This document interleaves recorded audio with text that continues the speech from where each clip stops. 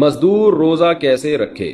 کیا مزدور کے لیے روزہ معاف ہے جو بہت زیادہ کٹھن کام کرتا ہو؟ اگر ان کو روزہ رکھنا ضروری ہے تو رمضان میں پیسوں کا کہاں سے انتظام ہوگا؟ محمد تسلیم اختر صاحب انڈیا سے پوچھتے ہیں. بڑا اچھا سوال ہے جی.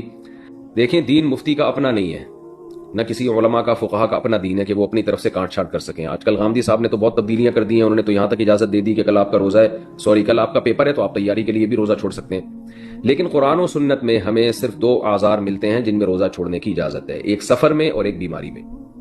مزدور کو روزہ چھوڑنے کی اجازت نہیں ہے. صحابہ کرام تو زمیندار تھے، روزہ رکھ کے کھیتی باڑی کرتے تھے. کہیں ایک ادنا سا اشارہ بھی نہیں ملتا کہ کسی مزدور کو، محنت کش کو، محنت کی وجہ سے آپ صلی اللہ علیہ وسلم نے روزہ چھوڑنے کی اجازت دی.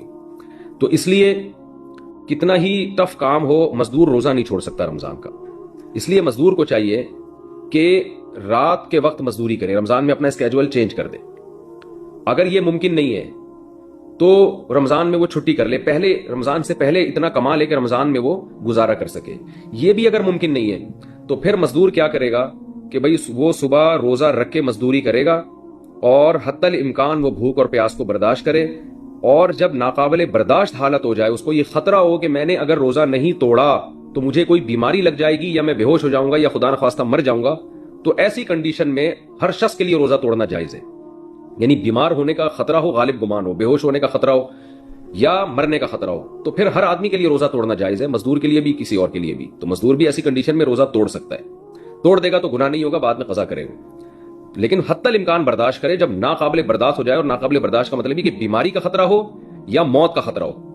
ایسے نہیں کہ برداشت نہیں ہو رہا، وہ تو روزے میں کسی کو کم روزہ رکھتا ہے، کسی کو زیادہ روزہ رکھتا ہے، وہ تو برداشت تو کرنا ہی پڑے گا. بھوک اور پیاس برداشت نہیں ہو رہی اور آپ نے روزہ توڑ لیا تو 60 روزوں کا کفارہ ہے، پھر 60 روزے لگاتار رکھنے پڑیں گے.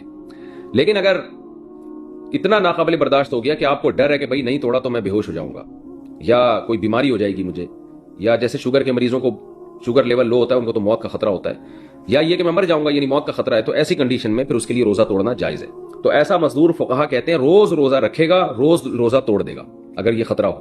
کیونکہ ایسے مزدور کے لیے روزہ چھوڑنے کی دلیل ہمارے پاس نہیں ہے، روزہ توڑنے کی دلیل ملتی ہے ہمیں، تو چھوڑا نہیں جائے گا. تو اس لیے مزدوروں کو چاہیے کہ رات کو مزدوری کریں، اور اگر یہ ممکن نہیں ہے تو رمضان سے پہلے اتنا کما لیں کہ رمضان میں ان کے لیے گزارا آسان ہو بغیر مزدوری کے. اور اگر یہ بھی ممکن نہیں ہے، ظاہر ہے ہر ایک کے لیے ممکن نہیں ہوتا، بعض لوگ بیچارے روزانہ دہاڑی پر ہوتے ہیں، اتنے غریب ہوتے ہیں کہ ان کو کسی دن مزدوری نہ کریں تو وہ ان کی آمدنی بیچاروں کی ختم ہو جائے.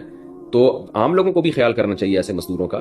لیکن پھر بھی اگر کوئی انتظام نہیں ہوتا تو پھر مزدور پر لازم ہے کہ وہ روزہ رکھے. میرے پاس لوگوں کی کالز آتی ہیں، میرے پاس کیا سارے علماء کے پاس آتی ہیں کالز کہ وہاں گرمی ہے، تھر کے ریگستان میں ہم محنت کر رہے ہیں، اور بعض لوگ کہتے ہیں کہ ہم جناب ادھر دبئی میں ریگستانوں میں پروجیکٹ پہ کام کر رہے ہیں، ہم کیسے روزہ رکھیں؟